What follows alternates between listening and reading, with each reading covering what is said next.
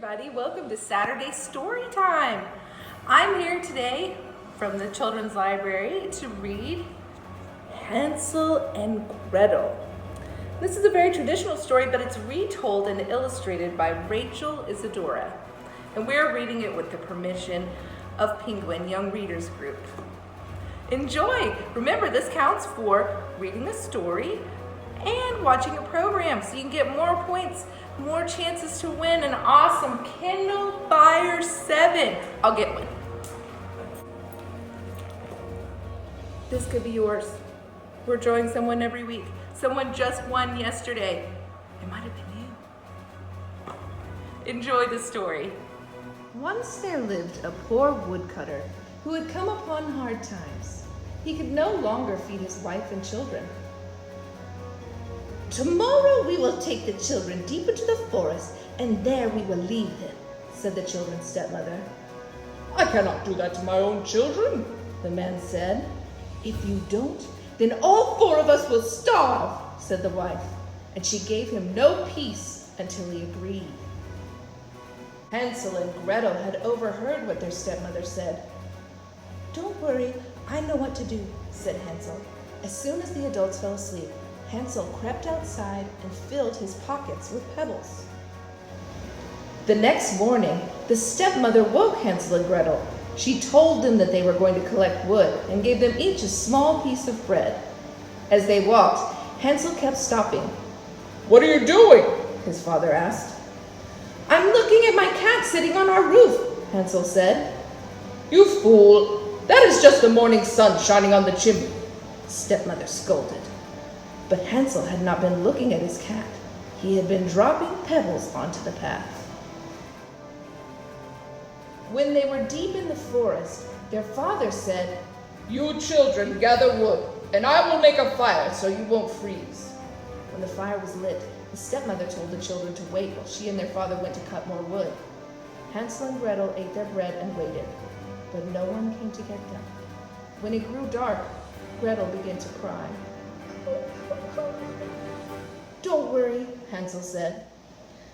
The pebbles Hansel had dropped glistened in the moonlight, and the children followed them home. When their father saw them, he was overjoyed. The stepmother pretended she was happy too, but secretly she was angry. Not long afterward, Hansel and Gretel heard the stepmother tell their father, "We again have very little food, so we must be rid of the children." When their parents were asleep, Hansel went to gather the pebbles, but this time the door had been locked by the stepmother. In the morning, the stepmother gave Hansel and Gretel even smaller pieces of bread, which Hansel secretly dropped as they walked along the path. Now the children were left even deeper in the forest. Once again they waited by a fire, but no one came to get them. As it grew darker, Gretel began to cry. "Don't worry, the moonlight will shine on the pieces of bread, and we will find our way home," Hansel said. But when they looked for the bread, they realized that it had been eaten by the birds. For 3 days, Hansel and Gretel tried to find their way out of the forest, but they were terribly hungry. When they came to a little house built entirely from bread with a roof made of cake and windows made of sugar, they began to gobble down the pieces of the house when they heard a voice calling from inside.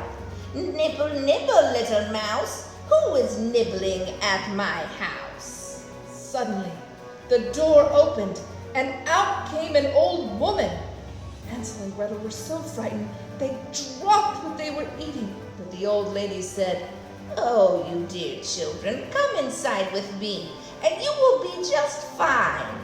She served them a delicious meal, and Hansel and Gretel went to sleep thinking they were in heaven. But the woman only pretended to be friendly. She was really a wicked witch who built her sweet house in order to tempt children and capture them for a tasty meal.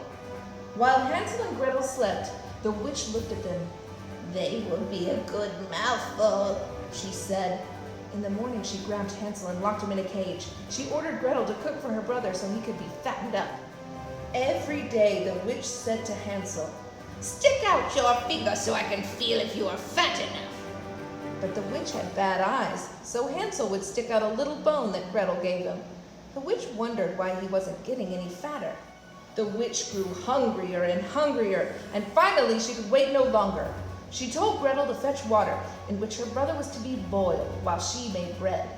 Then she told Gretel to go climb inside the oven to see if it was hot enough. But Gretel could see that the witch planned to bake her, so she said, "I don't know how. Show me." "Stupid goose, the opening is big enough. I could get in myself," the witch cackled as she stuck her head in the oven. Quickly, Gretel gave the witch a big shove and pushed her all the way inside. While the witch burned, Gretel ran and unlocked Hansel's cage. Hansel and Gretel jumped for joy and filled their pockets with the witch's precious stones and pearls. When they found their way back home, their father rejoiced to see them, for he had not had a happy day since they had been gone. During their time away, their stepmother had died. Now all their cares were at an end, and they lived happily ever together. My tale is done. A mouse has run, and whoever catches it can make for himself from it a large, large fur cap.